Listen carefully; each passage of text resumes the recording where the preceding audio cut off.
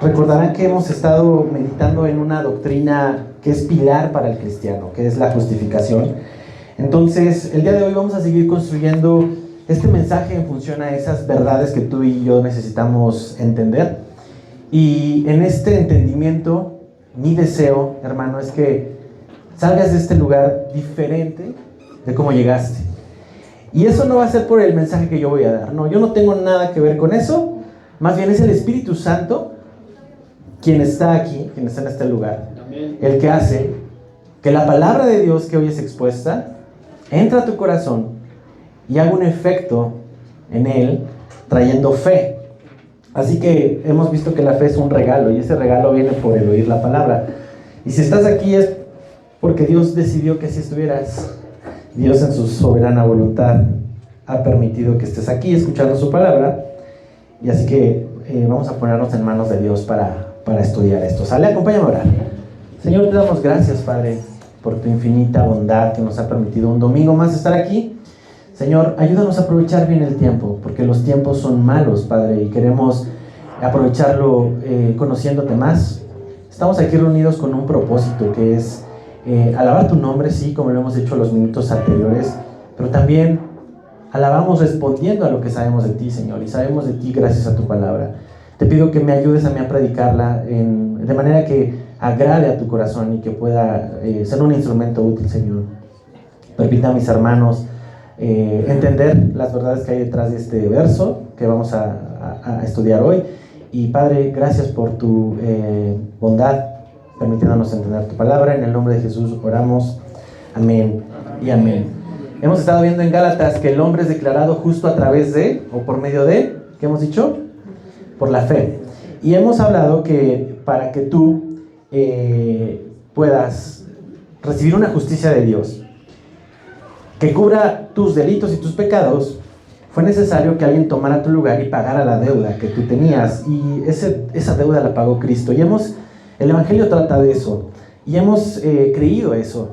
Pero hemos entendido que la iglesia necesita ser enseñada y ser instruida respecto a su relación con Dios a través de la fe.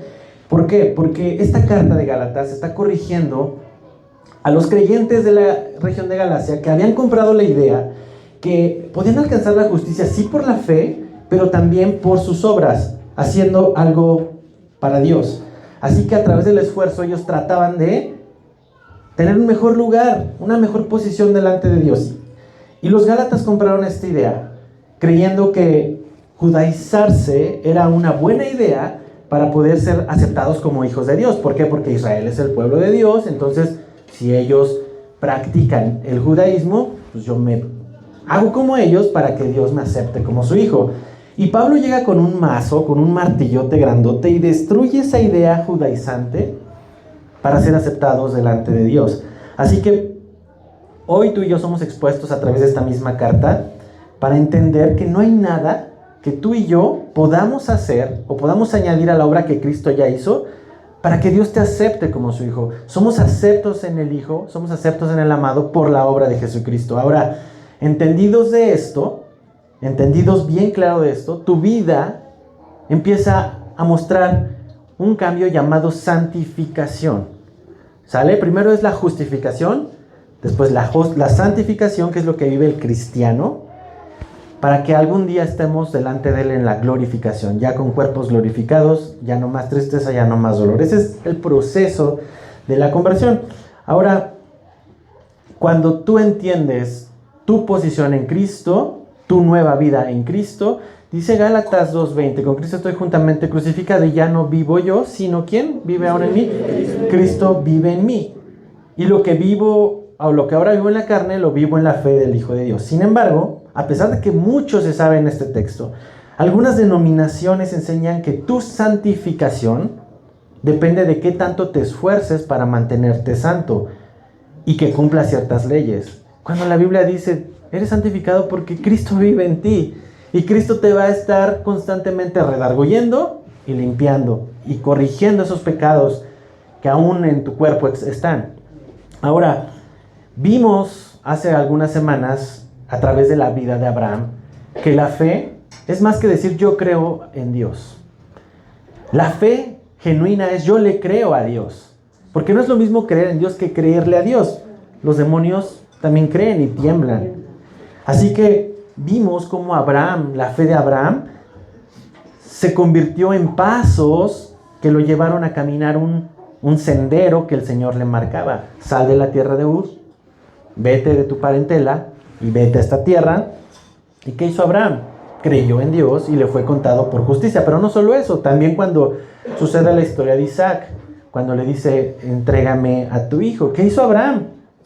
Obedeció a Dios. Así que lo que sucedió con Abraham es un ejemplo para ti, para mí, de una fe que es activa, no una fe que es teórica nada más. Y aunque el tema principal de Gálatas, lo que hemos visto, habla sobre la justicia dada al hombre por medio de la fe, en este capítulo 4 vamos a encontrar una joya, hermano. Vamos a encontrar una de las verdades doctrinales que tú, si eres cristiano, necesitas conocer y descansar en ella, porque es de las más preciosas que todo cristiano puede tener. A lo mejor llevas muchos años y no la has entendido. Bueno, a lo mejor hoy es el día que Dios quiere que la entiendas. Y esta verdad es la adopción como hijos de Dios. En la doctrina de la justificación, te decía hace 8 días, tú conoces a Dios como un juez que imparte justicia a través de Cristo. Y te dice, eres declarado justo, pero hasta ahí. Sin embargo, en la doctrina de la adopción, los creyentes conocemos a Dios como Padre. Y cuando tú conoces a Dios como Padre, el Espíritu te da la capacidad de llamarle Abba Padre, Papito, algo como muy íntimo. Y eso trae un descanso a tu alma, porque vas a entender que tu posición en Cristo ahora te hace hijo de Dios. Y a través de la ilustración humana de la adopción, Dios te quiere mostrar cuál es tu posición delante de Él aún ahora que has creído en Él. Si tú no has creído en Él o no has depositado tu confianza en Dios, también este mensaje es para ti, porque Dios está tocando tu puerta. Que estés aquí no es una casualidad. El Señor permitió que el día de hoy vivieras, respiraras y te levantaras y pudieras venir a este lugar. Y no es una coincidencia. A lo mejor dices, mi mamá me trajo, ¿no? O me trajo mi esposo o mi esposa. No, el Señor decidió que vinieras y es su voluntad. Así que, una vez que tú has sido hecho justo delante de los ojos de Dios, viene una bendición que es, eres llamado ahora hijo de Dios. Y vamos a leer esto en 7 versículos que vamos a abarcar el día de hoy en Gálatas 4, versos del 1 al 7, dice de esta manera. Pero también digo, entre tanto que el heredero es niño, en nada difiere del esclavo, aunque es señor de todo, sino que está bajo tutores y curadores hasta el tiempo señalado por el Padre. Así también nosotros, cuando éramos niños, estábamos en esclavitud bajo los rudimentos del mundo. Pero cuando vino el cumplimiento del tiempo, Dios envió a su Hijo, nacido de mujer y nacido bajo la ley, para que redimiese a los que estaban bajo la ley, a fin de que recibiésemos la adopción de hijos. Y por cuanto sois hijos, Dios envió a vuestros corazones el Espíritu de su Hijo, el cual clama, Abba, Padre. Así que ya no eres esclavo, sino hijo. Y si hijo, también heredero de Dios por medio de Cristo. Adoptar a alguien es hacer que una persona sea considerada un hijo o una hija legalmente. Y ser considerado como hijo va más allá de un apellido, va más allá de un acta de nacimiento, va más allá de unos derechos legales. Ser considerado como hijo es ser concebido como parte de la familia de quien te adopta. Tienes los mismos derechos que un hijo, tienes las mismas obligaciones que un hijo, y sin embargo, no hay una condición, porque quien decidió adoptarte no puso una condición. Esto a lo mejor tú y yo lo entendemos un poquito porque la adopción en nuestro país y en este mundo occidental es muy común. Los padres que no pueden tener hijos ven como la adopción una alternativa, y es un acto de amor, un acto muy grande de amor. ¿Por qué? Porque a veces no sabes, ¿no? Niños, bajo qué contexto vienen y cuáles son los problemas con los que te vas a enfrentar, más cuando ya son más grandecitos. Cuando son bebés a lo mejor puede ser un poco distinto, pero adoptar a un niño es un acto de amor increíble y es algo que tú y yo podemos entender bien. Sin embargo, en el mundo y en la cultura del judío, la adopción no era algo que conocieran, no era algo común, Por eso, ante la incapacidad de procrear hijos, se les ocurrían las magníficas ideas de, a ver, tráete a Agar, que nos eche la mano porque no podemos tener hijos. No, tenían esos conceptos medios raros de buscar tener hijos o tener parentela a través de otros. De hecho, en la cultura judía, los que se han leído el Pentateuco, te vas a dar cuenta que cuando el varón de una familia moría, el hermano estaba obligado a casarse con la viuda y el hijo de este segundo matrimonio era considerado como hijo del hombre que había muerto. A ese nivel era la importancia de mantener la descendencia y la línea familiar que continuara, ¿no? Por eso Jesús no usó este término de la adopción con Nicodemo. Vemos cómo con Nicodemo Jesús le habla a través de una metáfora del nuevo nacimiento. Tienes que nacer de nuevo para poder ser hecho hijo de Dios. Y esto explica cómo el judío es añadido también a la familia de Dios a través del nuevo nacimiento. Ahora, esto era para la cultura judía, pero para ti y para mí, la adopción es una práctica común, como te decía. Y por eso Pablo ocupa esta metáfora. Y yo espero que también tú la puedas entender. Tu posición en Cristo, entendida a través de la adopción. Y cuando tú comprendas la profundidad de la adopción que el Señor hizo para llamarte hijo de Dios, puedas tener tu seguridad en Cristo y no en tus capacidades. Muchos erróneamente dicen, todos los hombres somos hijos de Dios. Eso es algo antibíblico, eso no está en la Biblia, hermanos. La creación de Dios no es lo mismo que los hijos de Dios.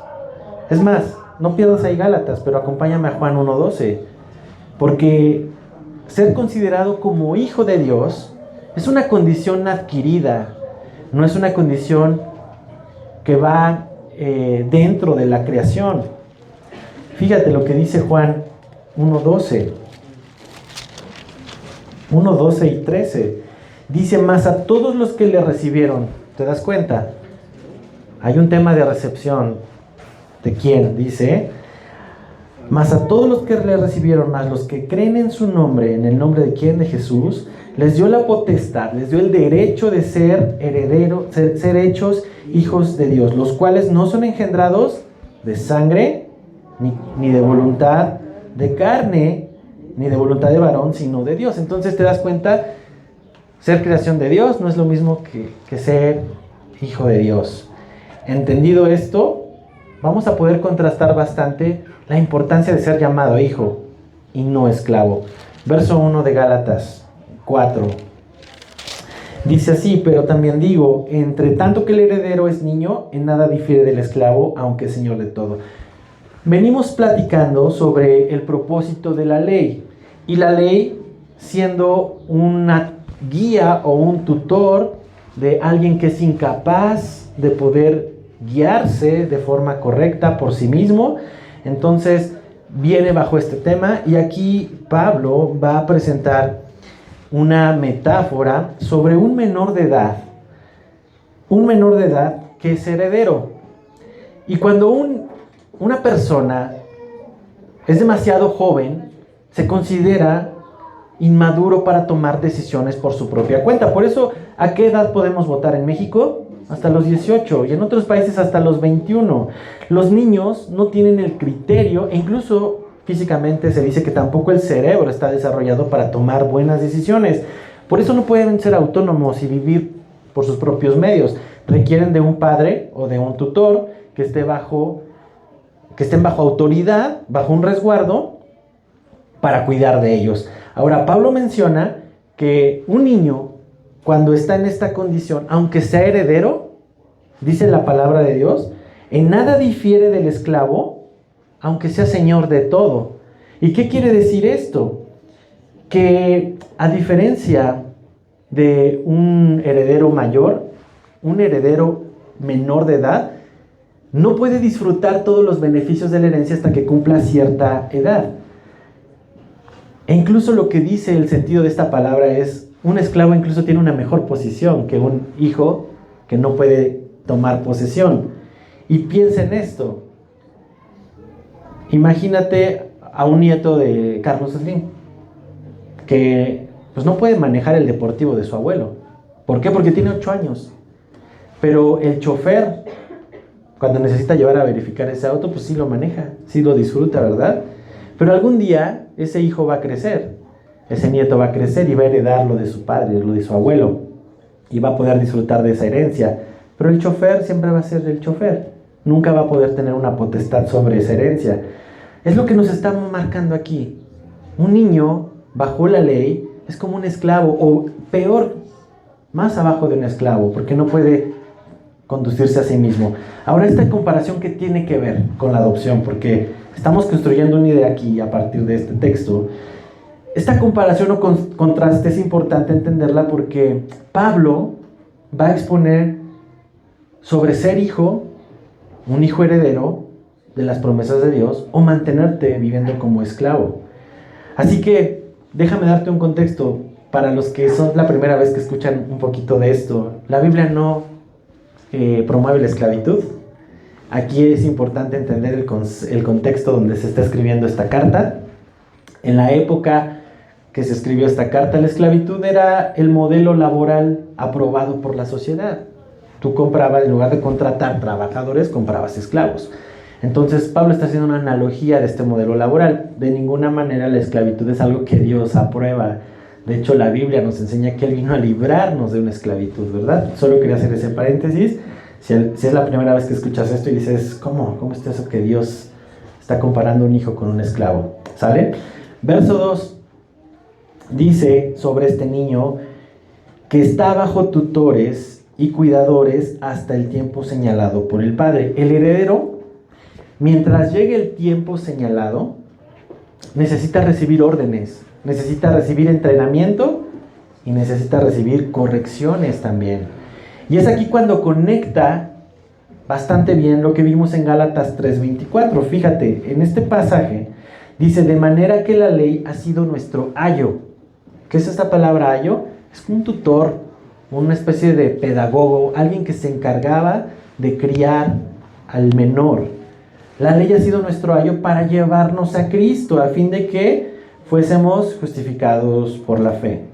En otras traducciones dice, la ley fue nuestra tutora para que pudiéramos llegar a Cristo cuando el tiempo señalado por el Padre se cumplió. Verso 3.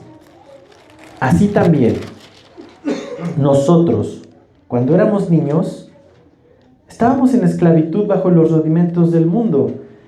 Aquí viene una comparación espiritual. Ya no está hablando en metáfora, ya está hablando del efecto que tiene en tu vida y en mi vida el entender esto.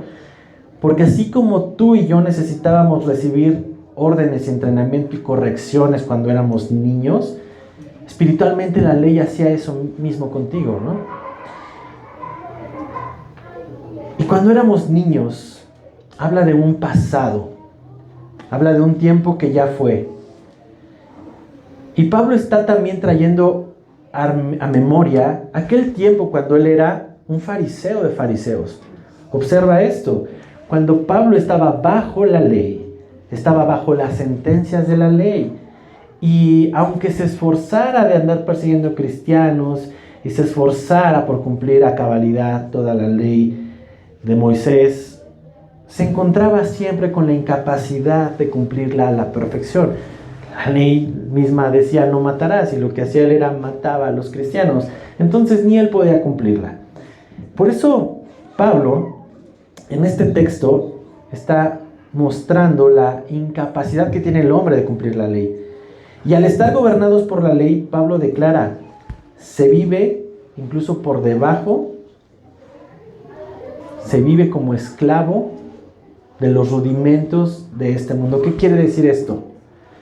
Los rudimentos de este mundo no solo son las leyes judías, sino es cualquier sistema humano que te dice, haz esto y vivirás. Te voy a dar un ejemplo, la ley del karma. ¿Has escuchado esa ley hinduista? ¿Y qué te dice? La causa y el efecto. Tú haces algo bueno y recibes algo bueno. Haces algo malo y recibes algo malo. Estos son los rudimentos del mundo, estas son las ideas del mundo, causa-efecto. Y el hombre natural, el hombre sin Cristo, es esclavo de este tipo de pensamientos, que es lo que nos está diciendo Pablo aquí. Por eso tú ves a hombres atados a ceremonias, a tradiciones, a cumplir reglas externas que nunca logran cambiar su corazón. Cuando el creyente vive bajo el principio de ganar para merecer el favor de Dios, está viviendo bajo una esclavitud bajo los rudimentos o los principios de este mundo. Pero la buena noticia, hermano, es que esto no iba a ser así para siempre. La buena noticia está en el verso 4. Dice, pero cuando vino el cumplimiento del tiempo, Dios envió a su Hijo. Pero cuando vino el cumplimiento, me encantan los peros de Dios y siempre te lo he dicho, cuando hay un pero es que Dios va a hacer un contraste increíble. Cuando vino el cumplimiento del tiempo, ¿qué quiere decir esto, hermano? Que la llegada de Jesús no fue un accidente, fue parte del cumplimiento del tiempo de Dios. Dios envió a su Hijo en el tiempo perfecto, en la circunstancia perfecta. Y fíjate en esto, el escenario donde Jesús nació fue bajo la influencia del Imperio Romano, donde ya había infraestructura, ya había caminos, ya había medios de transporte, ya había también un idioma como el griego que había sido un idioma aceptado para la unificación del imperio. Todas las condiciones estaban listas para que en ese momento el evangelio pudiera ser esparcido a todo el mundo. Cuando fue el cumplimiento del tiempo, el tiempo perfecto de Dios, Él cumplió una promesa que hizo en Génesis 3:15. Génesis 3:15 está la primer promesa del evangelio. De hecho, algunos lo conocen como el protoevangelio. ¿Qué significa esto? Que es el primer mensaje del evangelio. ¿Y qué dice Génesis 3:15? Acompáñame ahí en tu Biblia, no pierdas Gálatas. Génesis 3:15 es la promesa de la simiente. Dice, y pondré enemistad entre ti, le está hablando a Satanás, a la serpiente, y pondré enemistad entre ti y la mujer, y entre tu simiente y la simiente suya, esta te herirá en la cabeza, y tú le herirás en el calcañar. Cuando se cumplió el tiempo perfecto, vino aquella simiente, nacido de mujer, dice Gálatas aquí en el verso 4, nacido de mujer y nacido bajo la ley. Nacido de mujer subraya la humanidad real de Cristo. Nacido bajo la ley señala que Jesús tuvo que someterse a cada rito de la ley, a la circuncisión, a los sacrificios y todos los preceptos morales que están en la ley de Moisés. Así que Jesús demostró su completo dominio sobre Satanás al herirlo en la cabeza. ¿Y para qué Dios envió a su Hijo? ¿Para qué lo envió? Para salvarnos, dice el versículo 5. ¿Qué dice? Para que redimiese a los que estaban bajo la ley. Para que te redimiese significa para que te salvara o pagara el precio de tu esclavitud. La palabra redimir tiene ese sentido. En el contexto de la esclavitud, alguien podía redimir a un esclavo pagando por su libertad y lo dejaba, ¿no? Lo dejaba libre, así de, ya sabes qué, eres libre, ya pagué tu carta de esclavitud, entonces ya puedes irte donde tú quieras. Y lo que nos está diciendo la palabra es que en el tiempo perfecto Dios manda a su Hijo para pagar por nuestra carta de esclavitud, para comprar nuestra libertad. Y quiero que observes esto. Aquel Dios infinito, aquel Dios grande del universo, se hizo pequeñito como un bebé, tomó la forma de un hombre para pagar el precio de la esclavitud de los hombres. Vino a comprarnos al mercado de esclavos. Así que de nuestra esclavitud al pecado y de nuestros rudimentos del mundo es que Jesús vino a salvarnos. Y a diferencia de una redención humana, donde los esclavos, bueno, ya compraban su libertad o les pagaban su libertad y se iban, ellos también podían pagarla y ya. En el caso de Cristo, la obra por nosotros no termina solamente haciéndote libre, Somos elevados a un lugar mucho más especial. No solamente eres libre, sino te adopto. Ahora eres mi hijo. Ahora tienes la potestad de ser hecho hijo de Dios. Y esto es lo que nos dice aquí en este verso número 5. Para que redimiese a los que estaban bajo la ley, a fin de que recibiésemos la adopción de hijos. Es increíble esto, hermano. La adopción del cristiano no comienza como un huérfano buscando a un padre, sino como un padre enviando a su heredero, a su unigénito, a buscar a los esclavos para adoptarlos como hijos de Dios. Para que tú y yo fuéramos hechos hijos, el Eterno tuvo que hacerse siervo. Ese es el gran intercambio del estatus que tenemos de ser esclavos a ser hijos. Ahora aquí es interesante algo. Jesucristo es nombrado por la palabra en Juan 3:16. ¿Cómo lo describe? Porque de tal manera amó Dios al mundo que ha enviado a su Hijo, ¿cómo? Unigénito. ¿Qué significa la palabra unigénito? Es único. Entonces, si solamente tuvo un hijo, ¿cómo es que todos nosotros podemos ser considerados hijos de Dios? Es a través de su obra. Romanos 8:29, acompáñame allá.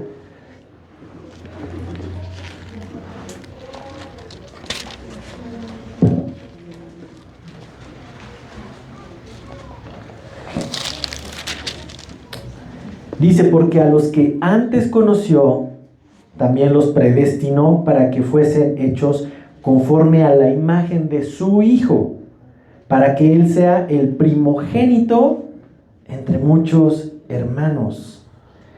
Solo en Cristo, hermano, solo en Él, tú y yo podemos ser considerados, ser hechos, ser adoptados como hijos de Dios. Y esto cumple la promesa de Jesús y uno de sus atributos descritos en Juan 14:6. Yo soy el camino, la verdad y la vida, y nadie viene al Padre si no es a través de mí. ¿Te das cuenta la importancia de aceptar a Cristo como tu Redentor, como tu Salvador? Tú solo puedes ser hijo de Dios a través de tu fe en Cristo Jesús.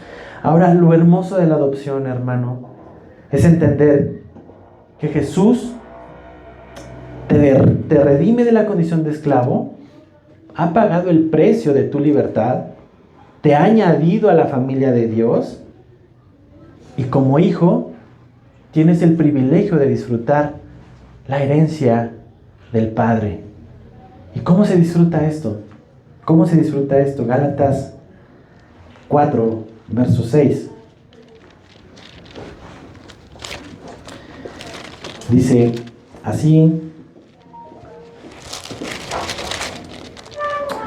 y por cuanto sois hijos, estamos hablando ya en presente, tu presente, para aquel que ha recibido a Cristo, por cuanto sois hijos, Dios envió a tu corazón, a mi corazón, el espíritu de su Hijo, el cual clama, Abba Padre. Por cuanto eres hijo de Dios, hermano, esta condición tan preciosa, tú recibes una herencia adicional. Una herencia adicional a la justicia y a la libertad. Dios envía a tu corazón el espíritu de su Hijo. ¿Qué quiere decir esto? ¿Qué quiere decir? Que tú y yo, hermano, podemos vivir como Jesús. Si tú recibes el espíritu de Jesús, de su Hijo, tú tienes la capacidad de vivir como Jesús. Por eso nos llamamos cristianos, porque deseamos ser como Cristo, como aquel primogénito de muchos. Esto es posible porque Dios ha depositado el espíritu de su Hijo en nuestros corazones. El mundo que no conoce a Cristo, a lo mejor lo has visto, constantemente preguntan o cuestionan: ¿cómo es posible que los cristianos digan que conocen a Jesús? Si Él hace 2000 años dejó esta tierra, sus ojos no lo ven, sus manos no lo tocan, sus brazos no lo pueden abrazar, ¿cómo pueden decir que lo conocen? Bueno, pues lo podemos conocer por el Espíritu que tenemos en nuestros corazones. Acompáñame a Juan 16:7.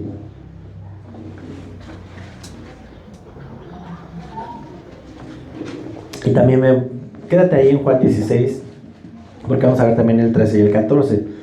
Fíjate, Jesús, hablando con sus discípulos, les está avisando que es tiempo de que Él regrese a casa, que regrese al Padre, pero les dice algo precioso en este pasaje. Les dice: yo os digo la verdad, os conviene que yo me vaya, porque si no me fuera, el Consolador, este Espíritu, no vendría a vosotros, mas si me fuere, os lo enviaré.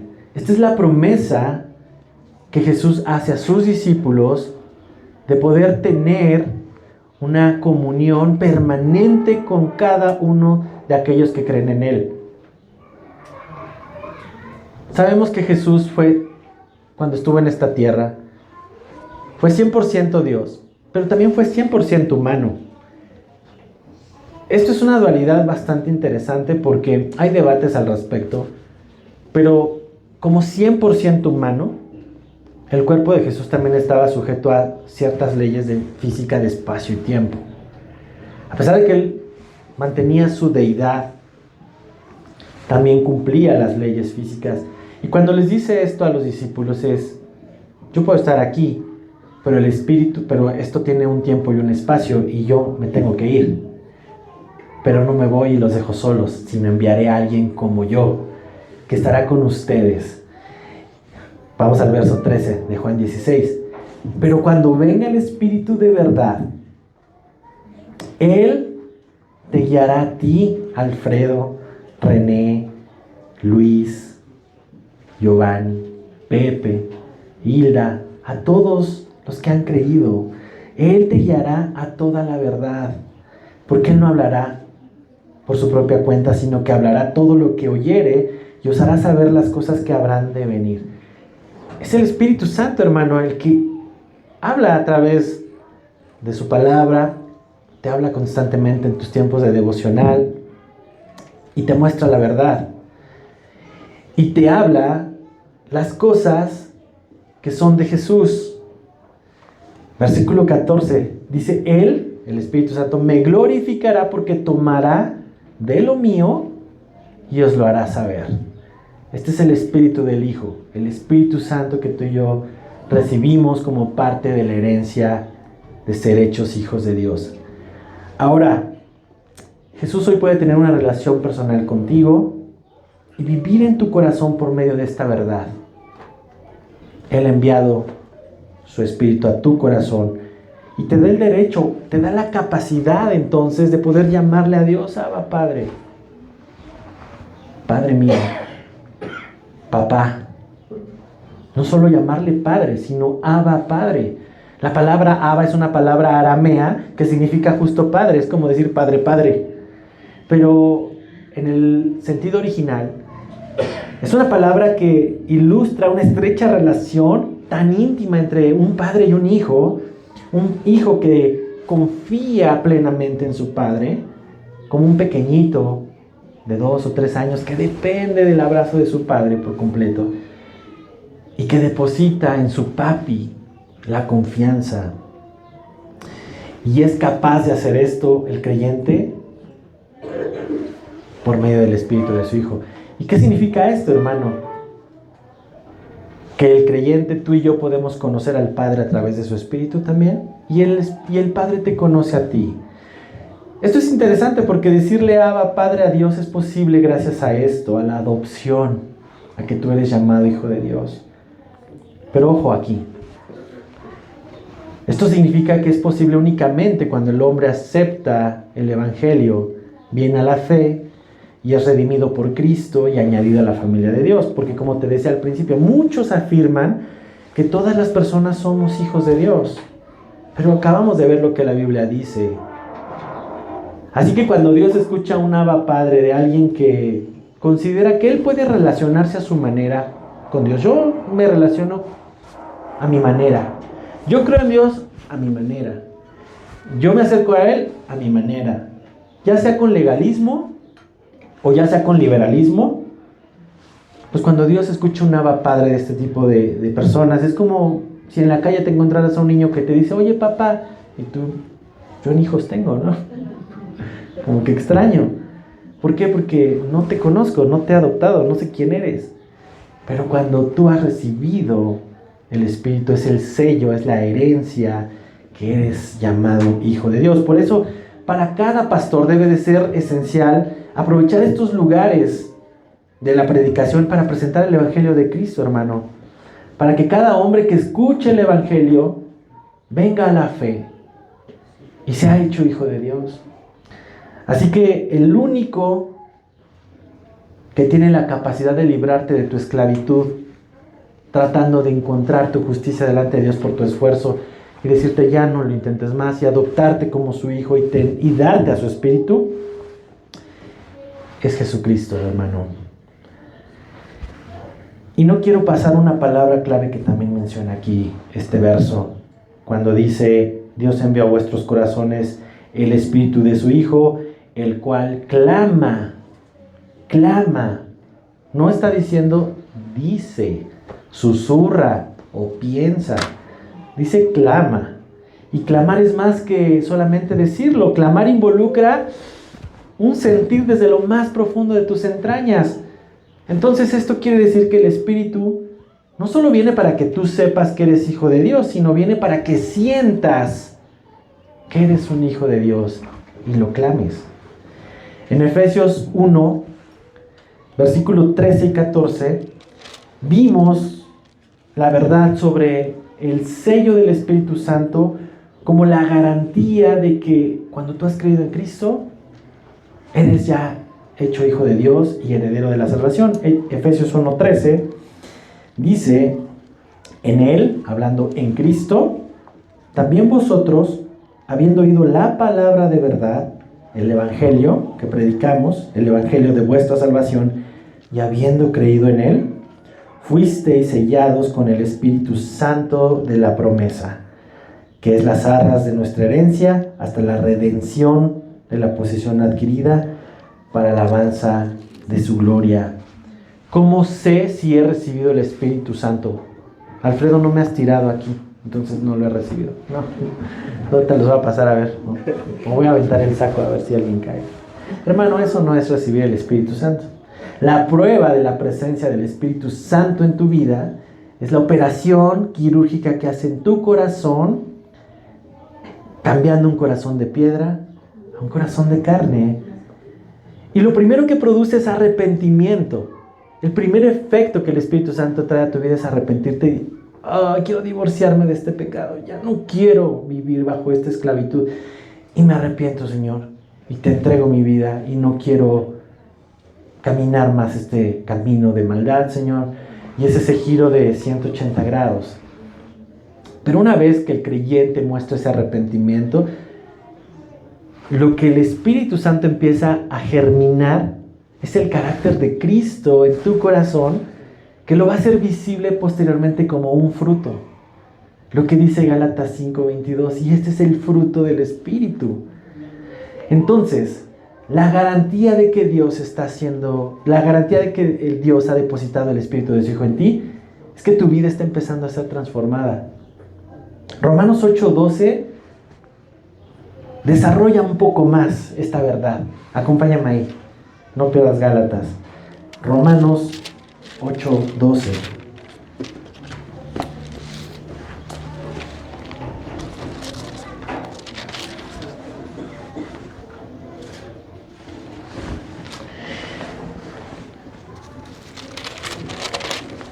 La palabra de Dios dice así en este capítulo: así que, hermanos, deudores somos, no a la carne, para que vivamos conforme a la carne, porque si vivís conforme a la carne, moriréis.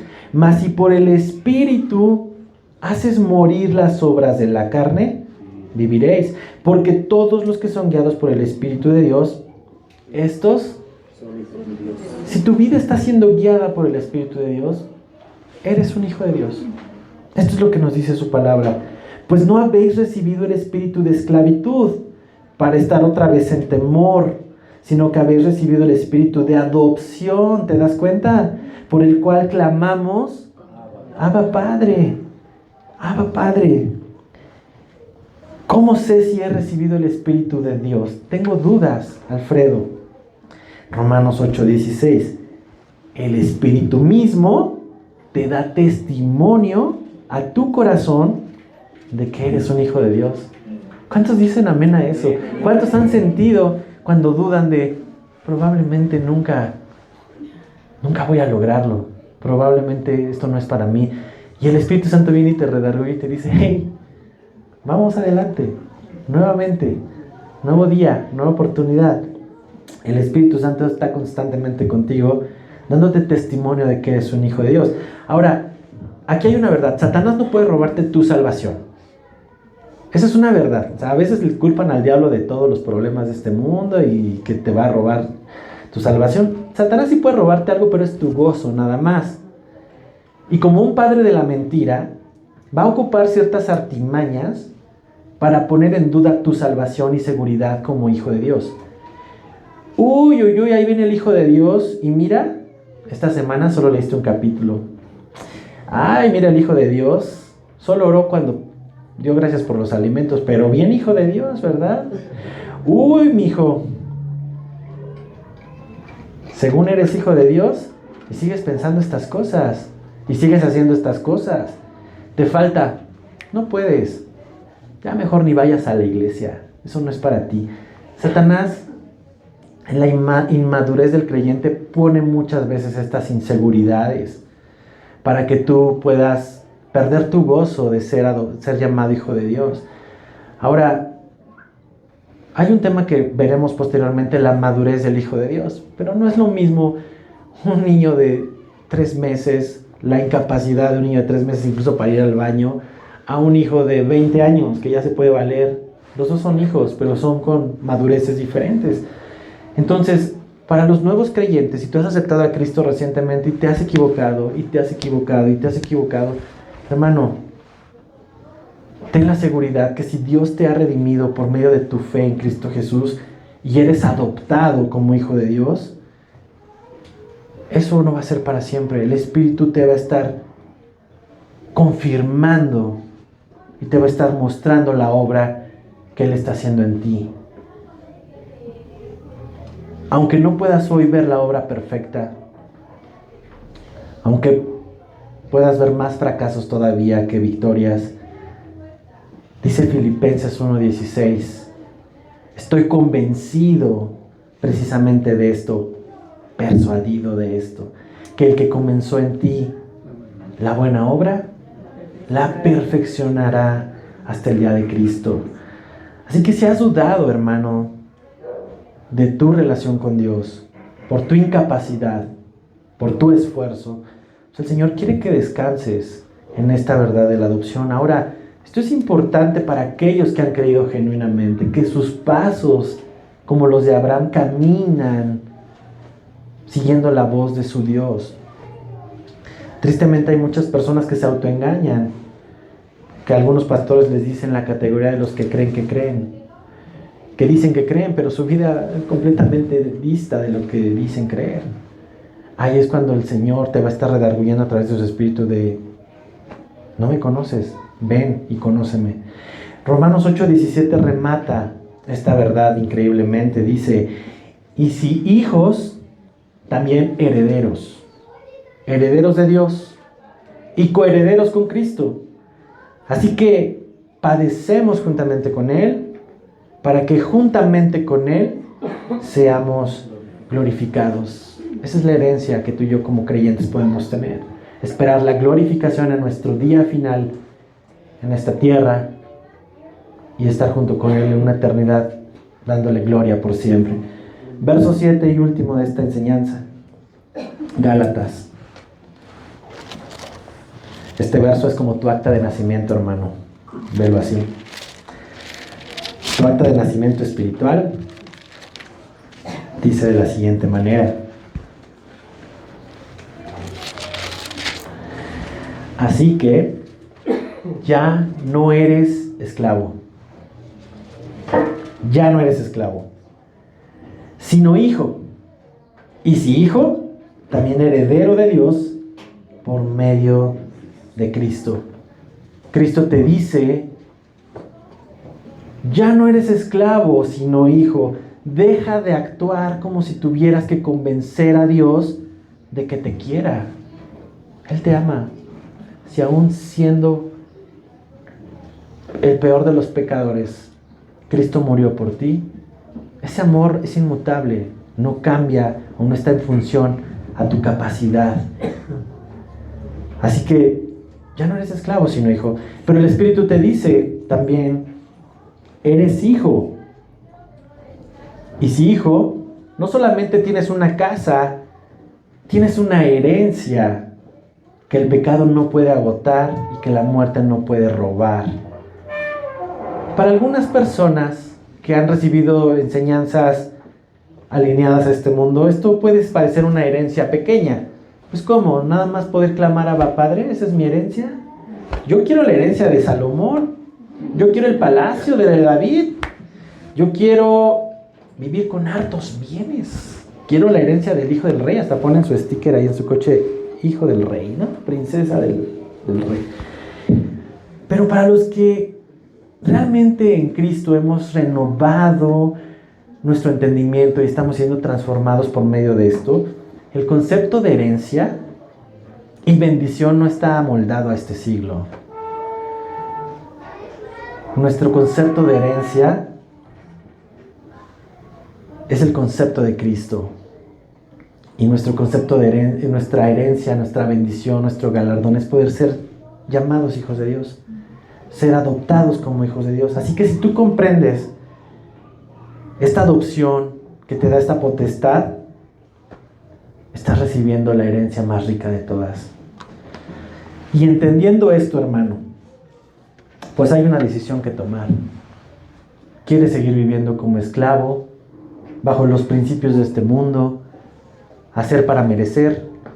¿O quieres vivir como hijo, viviendo la voluntad del Padre, siguiendo la voz del Padre, clamando al Padre, Abba Padre? Y quiero cerrar con esto. Y si anda por ahí Alan o Giovanna, le pueden decir que si pueden ya acercarse también. Quiero que comprendas en estas verdades. Convertirse en hijo de Dios es el mayor y más humilde de los honores. Porque gracias a esto, tú y yo tenemos una relación con Dios. Gracias a que Él te llama a su hijo, tú puedes relacionarte con Él correctamente. Gracias a que eres su hijo, tienes una posición correcta delante de Él. Así que en vez de huir de Dios y tratar de ocultar tu pecado, como hizo Adán y como hizo Eva escondiéndose, tú puedes correr hacia Él. Puedes correr y clamarle a Abba Padre. Y puedes encontrar el perdón de Cristo porque eres llamado su hijo. Así que el ser un hijo adoptivo te da la confianza de presentarte delante de su trono de gracia para hallar el oportuno socorro. ¡Qué regalo tan más grande! El ser hijo adoptivo te da la seguridad de confesar tus pecados, y aquel que es fiel y justo va a limpiar tus pecados y lavarte de toda maldad. Eso es disfrutar la herencia. Ser hijo adoptivo te da el acceso al perdón. Si te fuiste a malgastar la herencia de tu padre y terminaste comiendo algarrobos, tu padre no te desecha. Si has estado lejos de Dios, hoy es el día de tu reconciliación. Él ha preparado la mesa para reconciliarte contigo. La Santa Cena es un tiempo que tomamos para poder recordar esto. Y vamos a ir repartiendo los elementos que hoy vamos a participar también de esto. Porque la Santa Cena nos permite recordar la obra de Cristo que nos trajo perdón, que nos trajo redención y que nos da salvación.